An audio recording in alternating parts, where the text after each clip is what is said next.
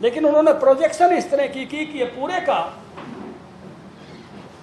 विकल्प बन जाएंगे और एक झूठा बोलकर एक आंदोलन खड़ा करने का काम किया। मैं आपके माध्यम से किसान भाइयों को ये संदेश देना चाहता हूं कि अक्टूबर का माह खरीफ की फसलों के खरीद का माह है। 1 अक्टूबर से खरीद प्रारंभ होती है। हरियाणा में भी होगी, पंजाब में भी होगी। इन्होंने जानबूझकर 25 सितंबर का कार्यक्रम रखा है। अगर ये 25 अक्टूबर रखते तो इनके कार्यक्रम में कोई नहीं आता, क्योंकि 31 अक्टूबर तक तो अधिकांश खरीद हो जाती है, जिसका मेजर हिस्सा 25 अक्टूबर तक खरीद में आ जाता है,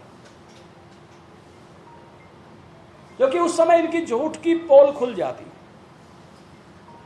इसलिए मंडी व्यवस्था जो की त्यों है, एमएसपी जो का त्यों है, रबी की फसलों के एमएसपी घोषित कर दिए गए हैं और मोदी शासन आने के बाद 500 से लेकर 5000 तक अलग अलग फसलों के एमएसपी के दाम बढ़े हैं।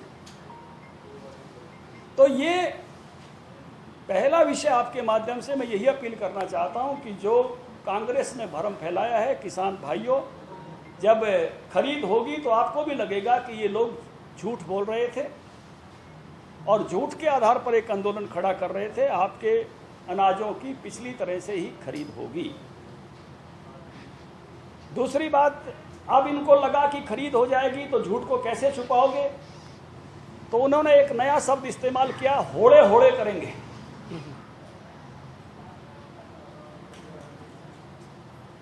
उसकी भी पोल में खोल देता हूं कि अभी 4 साल शासन में है केंद्र सरकार। हरियाणा में भी हम 4 साल हैं। 8 फसलों की खरीद तो हमने ही करनी है। आप में से सब पत्रकार साथी भी युवा हैं। उसी प्रकार से आप फसलों की खरीद होते हुए देखेंगे जैसे पहले होती रही है। उसमें कोई परिवर्तन होने वाला नहीं है। केवल और केवल किसी बात का पर्दाफाश होगा तो कांग्रेस की झूठ का होगा। और आने वाले समय में भी कमिटमेंट है कि एमएसपी, क्योंकि हमको मालूम है कि अभी अधिकतम किसान वो मंडी जाता है और एमएसपी पर अपनी फसल बेचता है। डायरेक्ट मार्केटिंग करने वाले मैं पूरे हरियाणा में देखता हूं तो लगभग 1 लाख के आसपास किसान हैं। 82,000 एफपीओज में जुड़े हैं। 25 से 1,000 हमारे प्रगतिशील किसान हैं। अन्य राज्यों की स्थितियां भी ऐसी ही हैं, अभी उनकी संख्या कम है, लेकिन उनको एक रास्ता दिया गया है। उस रास्ते का विरोध नहीं करना चाहिए, वो उनकी सुविधा के लिए है। डायरेक्ट किसान मार्केट बन रही हैं, किसान डायरेक्ट बेच रहे हैं, सड़कों पर अपना सामान बेच रहे हैं, ट्रॉली में भरकर बेच रहे हैं, लोगों से एग्रीमेंट करके बेच रहे हैं। ये उनकी सुविधा के लिए है और ये एग्रीमेंट भी बहुत ही जो उसके नियम हैं, मैं कहूँगा कि प्रो फार्मर्स हैं, किसानों का ध्यान रखते हुए बनाए हुए हैं। कोई ज़्यादा पैसे वाला व्यक्ति अधिक पैसे देकर किसी एग्रीमेंट करते हुए किसान की ज़मीन नहीं ले सकता, क्योंकि बहुत सारे भाषण में देख रहा हूँ कह रहे 40 साल के लिए ले लेंगे। एक फसल से 5 सालों तक का मैक्सिमम एग्रीमेंट है, उससे लंबा एग्रीमेंट का उसमें प्रोविजन नहीं है। और उसमें ये लिखा है कि उसके बदले में कोई ज़मीन नहीं ले सकता ज़्यादा पैसे भी देता है तो, उसके बदले में कोई बंधवा खेती नहीं करा सकता ज़्यादा पैसे देता है तो। अगर किसान की फसल किसान किसी कारण से उसकी पूर्ति नहीं कर पाता है, जो ई रजिस्ट्री का हिसाब है, तो उसको केवल लागत देनी पड़ेगी।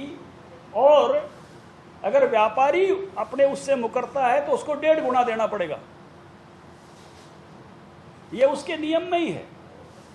और ऐसी ई रजिस्ट्री जिसकी कॉन्ट्रैक्ट खेती होगी उसका बीमा भी जरूर होगा, तो बीमा होगा तो किसान की लागत तो बीमे से ही आ जाएगी, तो उसका कोई नुकसान उसमें से होने वाला नहीं है।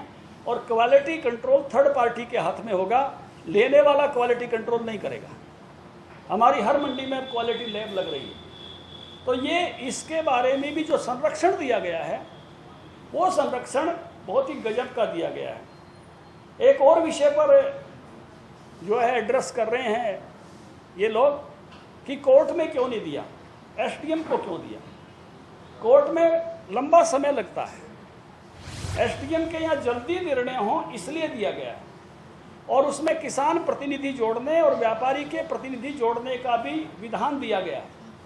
और उसमें 50,000 से 5 लाख तक के जुर्माने का अधिकार एसडीएम को दिया गया है व्यापारी पर, अगर वो उससे अपनी बात से मुकरता है तो, और उसका जल्दी निर्णय हो जाए तो अगली सुनवाई डीसी के पास दी गई है। प्रशासनिक व्यवस्था में उससे जल्दी निर्णय होते हैं कोर्ट की व्यवस्था से, इसलिए वो विधान किया गया है। तो ये सारे के सारे सिस्टम, और ये आपके लिए वैकल्पिक हैं। आपने मंडी जाना है मंडी जाएं, आपने अगर डायरेक्ट मार्केटिंग करनी है तो डायरेक्ट मार्केटिंग करें। इसकी डायरेक्ट मार्केटिंग की कोई बाध्यता नहीं है। ये अगर आप अवसर लेना चाहते हो अपने सामान से, क्योंकि एक अध्ययन है, इसके अध्ययन में भी आया है, एक सामान्य बात चलती है कि किसान जितना 6 महीने में कमाता है, व्यापारी उतना 6 दिन में कमाता है। तो वो 6 दिन और 6 महीने वाला जुड़ जाए तो किसान के पास ज़्यादा पैसे हो सकते हैं। तो ये सारी बातें किसानों के पक्ष की हैं, और आंदोलन का आधार केवल और कोई भ्रम है। जब चीज़ें धरातल पर खरीद की अपने आप उतरेंगी तो ये इसकी भी समाप्ति होगी। मैं आपके माध्यम से अपील करना चाहता हूँ कि ये देश अपना है, इस देश के किसान सबसे महत्वपूर्ण हैं, और ये पहली ऐसी सरकार है इसने स्वामीनाथन कमीशन की सिफारिश मानते हुए A2+FL के आधार पर फसलों के दाम दिए हैं। ये पहले ऐसे प्रधानमंत्री है जिसने किसान सम्मान निधि देते हुए किसानों के खाते में 6,000 रुपये डायरेक्ट दिए। कभी कांग्रेस पार्टी की किसी पर सरकार ने कभी ऐसा नहीं किया, ना ही कि लागत आयोग की सिफारिशों को मानते हुए उस प्रकार का MSP दिया, और ना ही इस प्रकार से जोखिम फ्री जो करने का काम किया, कंपनसेशन बढ़ाकर फसल बीमा देकर इस प्रकार से किसान को जोखिम फ्री करने का काम भी नहीं किया। और जितनी उदारता के साथ, मैं शब्द इस्तेमाल कर रहा हूँ, PSS स्कीम के तहत, प्राइस स्टेबलाइजेशन स्कीम के तहत केंद्र सरकार हम लोगों को बाजरा, ये क्या, सरसों खरीदने में, सूरजमुखी खरीदने में मदद करती है, जिसके कारण से हम सारी सूरजमुखी, सारी सरसों खरीद पाते हैं। अन्य राज्य सरकारें भी उसी प्रकार से अगर अपना उसमें पहल करती हैं तो निश्चित रूप से अपने किसानों को लाभ दे सकती हैं। तो गन्ना किसानों को भी, जो मैंने रेट की बात की, जो FRP और SAP का जो फ़र्क है, जो स्टेट का प्राइस है वो SAP है, केंद्र का FRP है, उसका गैप जो है, किसानों को अच्छा दाम मिले, हरियाणा में हमारी सरकार देती है, इसलिए हम 340 पर उसको ले जा पाए। तो ये सारे के सारे कदम किसानों के हित में हैं, और इससे पहले इतने अच्छे कदम कभी नहीं उठाए गए। और ये जो अभी का कदम उठाया है ये भी प्रगतिशील FPOs फार्मर्स के हक में है, और सामान्य किसान के लिए भी एक विकल्प है। चाहे तो ले सकता है, नहीं तो मंडी की व्यवस्था वैसी की वैसी जारी रहेगी। ये बातचीत आज आप तक के माध्यम से सभी किसानों तक, सभी लोगों तक पहुंचाने के लिए मैं आपके बीच में उपस्थित हुआ हूँ। आपके कोई सवाल है तो पूछिए। कल भारत बंद का आह्वान किया कुछ संगठनों ने, तो क्या आप कहेंगे उसमें कुछ किसान संगठन है, कुछ और लोग हैं, क्या रिएक्शन आपका है, क्या तैयारी है सरकार के लेवल? देखिए, मेरी अपील यही है कि आप खरीद के लिए कह रहे हैं, मैं कह रहा हूँ कि खरीद 1 अक्टूबर से 31 अक्टूबर तक सारे इलाकों में जहाँ होती है सब जगह होगी। इसलिए आप धैर्य के साथ खरीद की जो है प्रतीक्षा करें, उसी तरह से होने वाली है। हमने हरियाणा में तो अपने पार्टी पदाधिकारियों की ड्यूटी लगाई है, मार्केट कमेटी के जो हमारे चेयरमैन, वाइस चेयरमैन थे, उनकी ड्यूटी लगाई है, और उसके साथ साथ हमने सरकार से भी आग्रह किया है, मुख्यमंत्री जी से, कि आप बड़े अधिकारियों की ड्यूटी लगाएं कि बाजरे और धान का एक एक दाना खरीदा जाए। जो व्यापारी भाइयों की शंका थी उसमें भी हमने कपास और बासमती की जो है वो मार्केट फीस कम कर दी है, क्योंकि सरकारी जो खरीद होती है उस पर तो मार्केट फीस परचेजर देता है, केंद्र सरकार से हमको एक आमदनी होती है, लेकिन जो यहाँ के परचेजर ने देनी है उसको हमने आधा % करके 1% कर दिया है। तो अपनी आमदनी को भी कम करने में, जिससे कि व्यापारी भाइयों की भी जो मांग थी वो पूरी की, उनको उसी प्रकार से सुविधा हो, क्योंकि इन्हीं फसलों पर जिन पर हमने कम की है उनकी मार्केट फीस बाहर शून्य हो गई है। आप कह रहे हैं कि कांग्रेस किसानों को लगाकर सड़क पर लेकर आ रही है या आंदोलन कर रही है। अगर हम सिर्फ हरियाणा की बात करें तो आपकी पार्टी से जुड़े कई विधायक हैं जो अलग बैठक कर रहे हैं, तो कह रहे हैं कि हम एकजुट होकर सरकार पर दबाव बनाएंगे, ये कृषि से जुड़ी जो बिल है ये किसान के हित की नहीं। फिर वो भी भ्रमित होगी कैसे पूरा? नहीं, ऐसा नहीं है। देखिए, आज सुबह ही परमेंद्र ढुल जी, बलवान सिंह दौलतपुरिया दोनों मेरे साथ थे नाश्ते पर, और उन्होंने इस विषय पर, सारे विषयों पर मेरे से बात की है, और वो पूरी तरह से इस बात से सहमत हैं कि ये जो विधेयक हैं ये किसानों के भले में है। और खरीद, जैसे मैं कह रहा हूँ कि आप खरीद होगी, आप भी मंडियों में जाएं, मैंने आग्रह किया है उनसे, और ख़रीद अच्छे से हो इसकी देखरेख करें। तो क्या ये जो नियुक्तियाँ होनी है उस संबंध में भी आपसे कोई चर्चा करने आए थे वो? बोर्ड निगमों में या कोई और मामला है?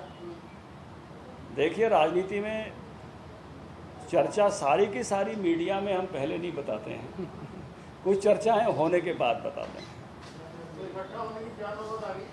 सारे इकट्ठे हो गए पंचकुला में। हाँ, आज जो है मुख्य विषय जिस पर चर्चा है उस पर आपका कोई और विषय है तो जरूर आप बताएं। ये जाम वगैरह का कोऑर्डिनेटर है, रास्ते जाम करेंगे नेशनल हाईवे, कोई पार्टी के कार्यकर्ताओं को दिशा निर्देश आपकी तरफ से क्या करेंगे? नहीं, पार्टी के कार्यकर्ताओं को तो एक ही दिशा निर्देश है कि अधिक से अधिक किसानों के बीच में जाएं, और इन अध्यादेशों की जो जानकारी है वो अधिक से अधिक नीचे तक सब लोगों तक पहुंचाएं कि अध्यादेश किस प्रकार से, जो अभी बिल कानून बन गए हैं, ये किस प्रकार से हमारे किसान भाइयों के हक में है।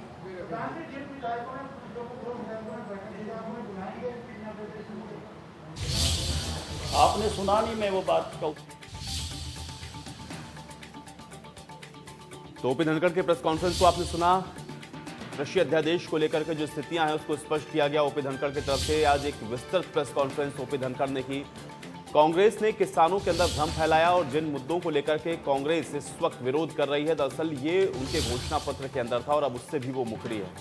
विस्तृत तौर पर एक एक पॉइंट पर उन्होंने इसका जवाब दिया कि कैसे किसानों को बरगलाने का काम किया जा रहा है। सिर्फ और सिर्फ कांग्रेस पार्टी का ये प्रायोजित विरोध प्रदर्शन है जिसमें किसानों को बहकाने की कोशिश हो रही है, और विपक्ष पर ये करारा प्रहार किया है। बीजेपी प्रदेश अध्यक्ष ओपी धनखड़ ने, कांग्रेस ने किसानों को भ्रमित किया है, किसानों में भ्रम फैलाया है, और जानबूझकर 25 सितंबर का कार्यक्रम रखा गया है। ये बात भी ओपी धनखड़ की तरफ से कही गई है। बाजरे और धान का एक एक दाना खरीदा जाएगा। एमएसपी पहले की ही तरह चालू रहेगी, और जिस तरह से पहले खरीद होती रही वैसे ही खरीद होगी। इसमें कोई व्यवस्था बदलने वाली नहीं है। सिर्फ एक ऑप्शन किसानों के लिए और बढ़ा है कि अगर वो सरकारी मंडियों में अपनी फसल को नहीं बेचना चाहते हैं तो उनके सामने ये ऑप्शन खुला है, लेकिन इसमें कोई बाध्यता नहीं है। किसानों के हित के लिए इस कानून को बनाया गया है, और जो कानून आया है उसमें किसानों का ही हित ज्यादा, उसका ख्याल रखा गया है। तो ये बातें भी ओपी धनखड़ की तरफ से आज बताई गई हैं।